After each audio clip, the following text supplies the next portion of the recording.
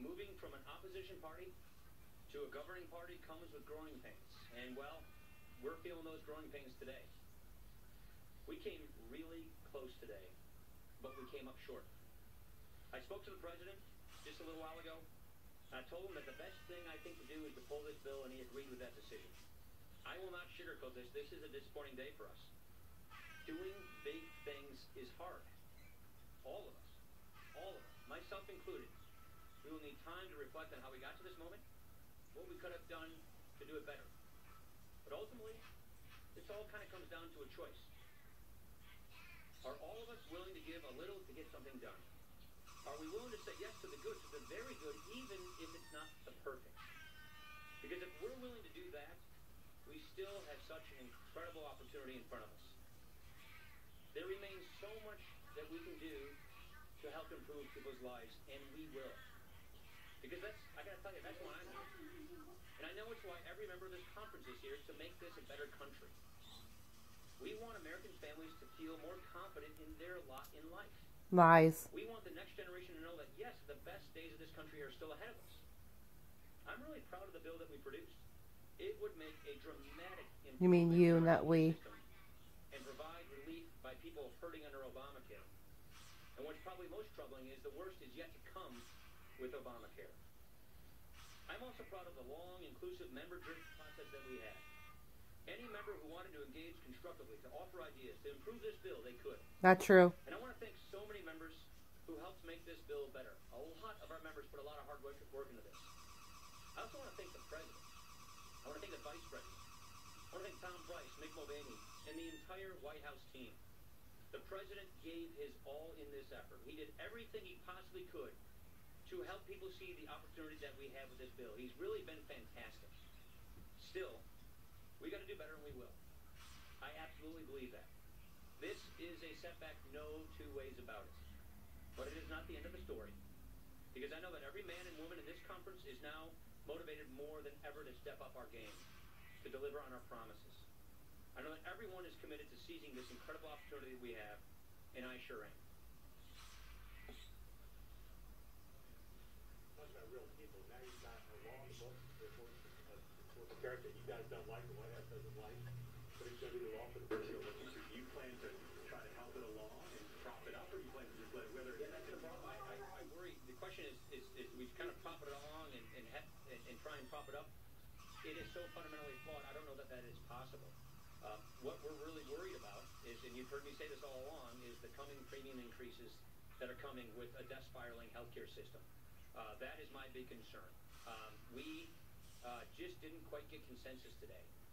What we have is a member-driven process to try and get consensus. We came very close, but we did not get that consensus. That's why I thought the wise thing to do is not proceed with a vote. Because you include everyone. That's why. And see what we can do, but I don't think the law as it is fashioned or anything close to it is really going to be able to survive. We'll see. We're going to go back and figure out what the next steps are. Yeah. Can you explain if it is the conservatives of the Freedom Caucus who effectively drove out your predecessor, John Boehner, are they responsible for the defeat here today? Well, I don't want to cast blame. There is a block of no votes that we had that is why this didn't pass. They were a sufficient number of votes that prevented it from passing, and they didn't change their votes. We were close. Some of the members of that caucus were voting with us, but not enough were. And therefore, and I met with their chairman earlier today, and he made it clear to me that the votes weren't going to be there from their team, and that was sufficient to provide the votes, the balance to not have this bill pass. Did you get anything done with them? You all swept the House, won the majority with a promise to repeal Obamacare. The majority in the Senate with a promise to repeal Obamacare. The White House with the promise to repeal Obamacare. How do you go home to your constituents and send all of your members home to their constituents saying, you know what, it's not even 100 days into the administration, sorry folks, we just can't figure it out. Good question. I wish I had a better answer for you.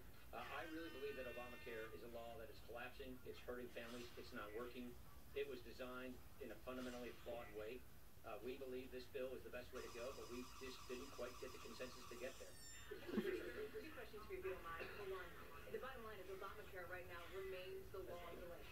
Is that going to change in 2017? Yeah, I don't know what else to say other than Obamacare is the law of the land. It's going to remain the law of the land until it's replaced. We did not have quite the votes to replace this law. And so, yeah, we're going to be living with Obamacare for the foreseeable future. I don't know how long it's going to take us to replace this law. My worry is Obamacare is going to be getting even worse. Actually, I think we were probably doing the Democrats a favor. I think we were doing the architects of Obama a favor by passing this law before it gets even worse. Well, I guess that favor is not going to be given to them, and it's going to get worse. And so I don't think the architects That's your of fault. Obamacare, I'm sure they may be pleased right now, but when they see how bad this thing gets, based on all the projections we're being told by the plans that are participating in Obamacare, I don't think they're going to like that either. Look, there's 5 states, you got one plan left, one choice. Over a third of the counties in America, one plan left. And the kinds of projections we're being told from the people providing health insurance to these people in plans, it's going to get even worse. And so I don't think the architects of Obamacare envision this future. It's certainly not one we want for the American people. And I wish we had the kind of consensus we needed to bring a bill to the floor to pass and replace it, but we just don't have that right now. What about the political capital that was burned? You do have to keep the government open in about 5 weeks. The debt ceiling, the still under tax reform. I know you say that this part was integral to getting to that part. How much capital did you burn on this today, and how does that potentially injure those other bills? I think our members know we did everything we could to get consensus. This is how governing works when you're in the majority. We need to get 216 people to agree with each other to write legislation. Not 210, not 215. We need 216 people in the House to agree with each other on how to write a piece of legislation. We didn't have 216 people. We were close, but we did not have 216 people. And that's how legislating works. And so now we're going to move on with the rest of our agenda because we have big, ambitious plans to improve people's lives in this country.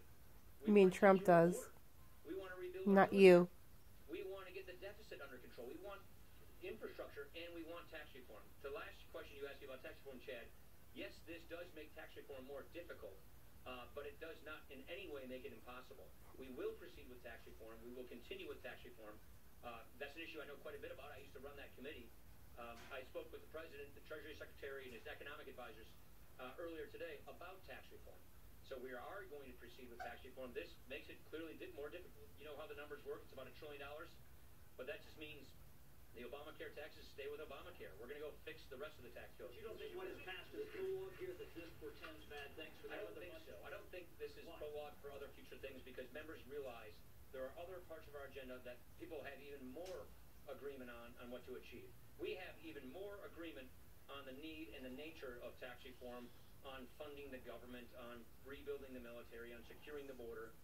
This issue had a big difference of opinion, not whether we should repeal and replace Obamacare, but just how we should replace it. And that is the growing pains of governing. We were a 10-year opposition party where being against things was easy to do. You just have to be against it. And now, in 3 months' time, we try to go to a governing party where we actually have to get 216 people to agree with each other on how we do things. And we weren't just quite there today. We will get there, but we weren't there today. Anna Everton from Bloomberg. I was wondering if you're going to move ahead with phase 2 and 3 of HHS phase 2 and here with phase 3 legislation. And also, you can just talk about how the conference is feeling right now. The conference is disappointing. The conference, we were on the cusp of fulfilling a promise that we made. We were on the cusp of achieving an ambition that we've all had for 7 years, and we came a little short. We were close, but not quite there. On your other issues, this bill would have made what we call phase 2 much, much better. Nevertheless, I think there are some things that the Secretary of HHS can do to try and sort of stabilize things, but really we need this bill to make it better. For instance, risk pools. We believe the smarter way to help people with pre-existing conditions get affordable coverage while bringing down the healthcare costs for everybody else is through reinsurance risk or risk-sharing pools, which this bill supplied for the states. That's not now going to happen, and therefore he won't be able to deploy that policy tool that we think is better than Obamacare. So we do Start stuttering like Obama, like your butt buddy. Ugh, globalist piece of shit.